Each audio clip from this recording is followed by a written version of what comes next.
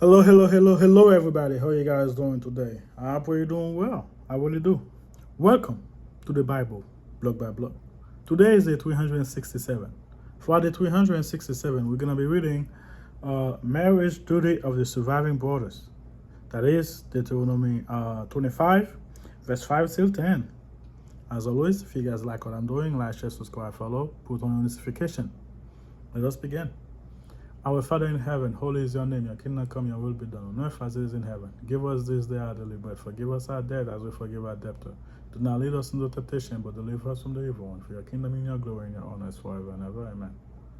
Okay, let's do this. Before we read it, let's do something real quick. Taking off the sandals. Now, the country of the Bible are warm and dry much of the year, although shoes covering the entire foot are sometimes depicted in ancient pictures. Sandals were the natural and more common foot covering for that climate. The simple act of removing a sandal carries symbolic meaning for ancient people. Yeah, meaning you're at rest, you're ready, you're a good place to relax. You don't have to be on your feet. Anyway, sandals were much personal items than they symbolically represent. Also, when you're making a vow back then, you give your sandals, a pair of your sandals to that person. But anyway, okay, waiting. What was it? Symbolically represents the owner. Sandals were much personal item than they symbolically represent the owner in some legal transactions. That's what I just said. In other type of business transactions, removal of a sandal confirm an exchange of buying, and transactions involve buying or selling.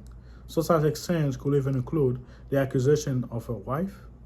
You're gonna find that in Wolf when we're reading the book of Wolf.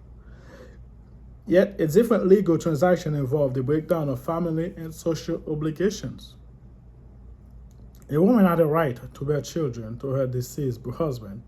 If her brother-in-law refused her that right, she could publicly humiliate him, indicating such by removing his sandal. Yeah, it's the equivalent of slapping a Haitian. I told my wife before, and I never have.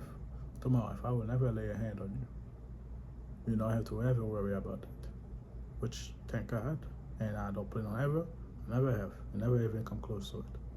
But I also tell her, if you ever slap me, things might change. Why? Because you guys might think it's nothing, but in Haiti, that is the greatest form of insult. Slapping a man. Even when your parent is mad at you, they cannot slap you. That is a big no-no. Even when your mom or whatever is mad at you, they're whooping your butt. Even when they're mad at you, they're whooping your butt. They cannot slap you. They slap you, that's a big disrespect.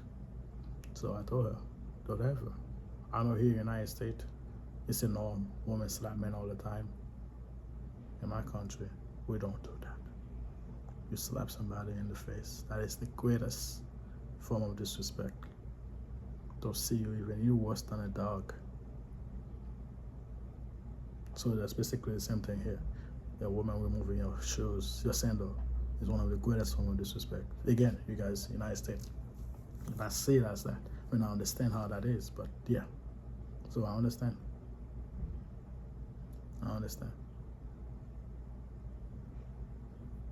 Again, here in the United States, whatever reason, for anything, woman, you just slap you in the face. They feel disrespected. They slap you in the face. They feel whatever, they slap you in the face. In my country, we don't. We do not slap anybody in the face. You slap somebody in the face, they have the right to take it as far as they want. I don't want to say any bad word here. Not bad word, but you know, that type of word here. But yeah. But anyway, take a dark turn. Let's keep reading. Sandals are also removed by symbolize the presence of a holy ground. Because shoes tread through dust and dirt, they are symbolically dirty to Muslims. Why are you bringing Muslims here? Any dust they are taking off before entering the holy place like mosque. Not just Muslims, but okay, sure. The Muslim custom reflect the attitude that shows, dirty as they are, should not desecrate a holy place. The Jew, the Christian, we all do that. Why? I don't know. Whatever. Something is funny. Every time somebody's against Christianity, like those people that write this book, because I'm reading from that, every time they're against Christianity, they're doing everything to debunk Christianity, they are always okay with every other religion. They always, your religion, your choice, you do what you do. Oh, that is so beautiful. You Hindu? Oh, namaste. Oh, you Muslim? Yeah, Prophet Muhammad. Oh, you it's always like that. But Christianity, they will do everything in their power to debunk, to crap, to do anything about. With other religion, you know why? Because that's the only true religion. You got no problem with the other ones. Because they're not true. The devil is not gonna fight somebody that's on his side. Jesus himself said, the house divided cannot stand. Why would they care? It's like, my brother coming to my house. I mean, don't get me the wrong way. I got some law and stuff like that. They cannot just do whatever they want. But still, I'm not gonna worry about him at my house. I'm not gonna care. But if somebody else comes to my house, it's a different story. Same thing. The devil don't care about all the other religion. We're in the same team. But Christianity, yeah, they have to be against it. Anyway, let's read it. The Muslim Christian refer the attitude that shoes, dirty as they are, should not desecrate the holy place. They same attitude they appear in the Old Testament. Like I said, the Jew, the Christian, we all do the same thing. Same attitude appear in the Old Testament. Both Moses before the burning bush and Joshua before the commander of the Lord's army were instructed to remove their sandals, for they stood on the holy ground. Like every Christian in Judo. Okay. Let us read the passage now, okay? Let's read the verses. If your brother dwell together and one of them dies and has no son, the widow of the dead man shall not be married to a stranger outside of the family. Her husband, brother, shall go into her, take her as his wife, and perform the duty of a husband, brother to her.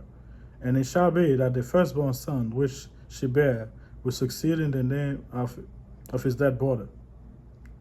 Because back then they didn't have, they had to keep the bloodline, the family line going.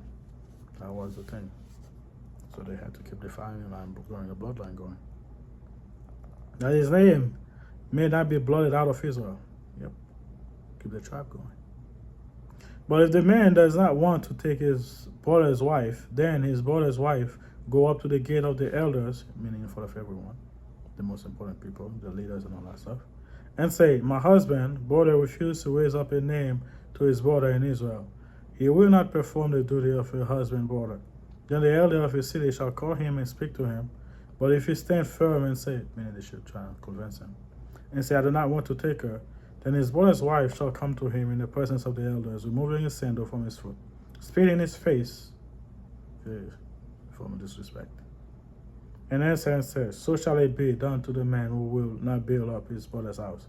And his name shall not be called in Israel, the house of him who had his sandals removed. The reason why I close my eyes when I hear that or read that is because that is a reason to get in Haiti. You spit in somebody's face, they have all the right to take you out of this world. That's why you see me close my eyes when I read that, but it is a reason to take you out of the world, spit on somebody's face.